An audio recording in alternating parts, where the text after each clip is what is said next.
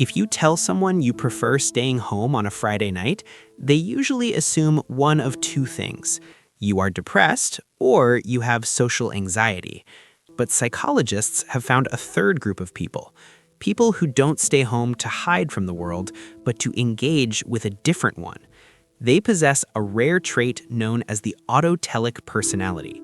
Derived from the Greek auto, self, and telos, goal, an autotelic person is someone who doesn't need external rewards, like attention, to feel happy. While the rest of the world is running around begging for dopamine from strangers, you are generating your own. If you love your own company, you aren't antisocial, you might just be self-sufficient. Here is the science of why your brain prefers solitude. Most people think staying home means doing nothing. They imagine you staring at a wall. But the autotelic mind isn't doing nothing, it is actively constructing a state of flow. Mihaly Csikszentmihalyi, the father of flow psychology, discovered that the human brain is actually happiest when it is challenged. When you're at a party, your brain is in reactive mode, reacting to noise, reacting to questions, scanning for social threats. It uses massive amounts of glucose just to filter out the chaos. You aren't having fun, you are surviving. But when you stay home to paint, code, read, or even reorganize your shelf, you enter a closed loop. The challenge matches your skill level. The world disappears. This is the autotelic advantage. While others are dependent on the environment to entertain them, you have built an entertainment system inside your own head. This protects you from the modern epidemic of boredom. People who can't be alone are terrified of their own thoughts. Silence feels like a punishment. But for you, silence is the canvas where you do your best work.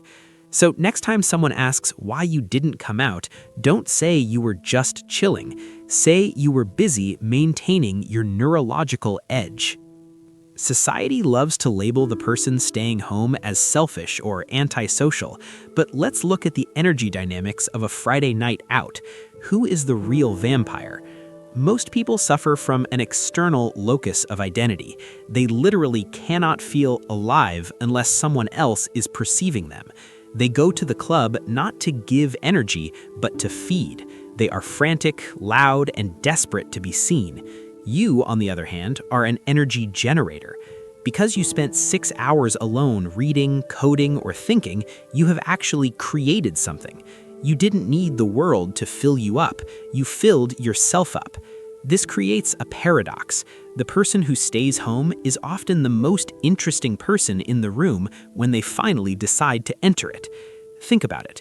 What is more interesting? The person who has the same conversation about the weather every weekend, or the person who disappeared for a week and came back with a new skill, a new theory, or a finished project? Your solitude is not a hole you fall into. It is a factory where you build your value. So when people call you boring, realize they are confusing stillness with emptiness. They are empty, so they make noise to hide it. You are full, so you can afford to be quiet.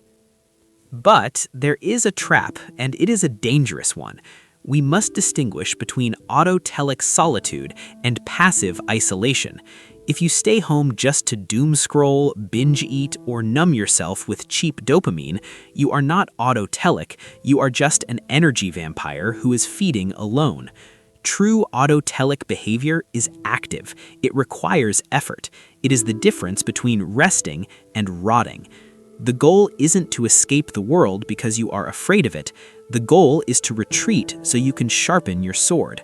If you spend your weekend at home and create nothing, no ideas, no art, no clean space, no clarity, then you aren't a philosopher, you are just hiding. And that is where the depression label actually becomes true. But if you use that time to build, that is when you become dangerous. The most successful people in history, Newton, Tesla, Picasso, they didn't attend the Friday night mixer. They guarded their solitude like a fortress because they knew that's where the gold was buried. So stop apologizing for your nature. Stop making up excuses like I have a headache just to stay in. Own it. Tell them I am not coming out because I have important work to do on myself. Build your internal world so rich, so colorful, and so fascinating that the outside world looks boring by comparison. You have the autotelic advantage. Don't waste it on Netflix. Use it to become someone worth listening to. If you are one of the few who understands the power of solitude, comment, "I am autotelic." And if you want to build your mind while the rest of the world just consumes, click subscribe. Welcome to the tribe. Let's see how many of us are out there building in the silence. Thanks for watching.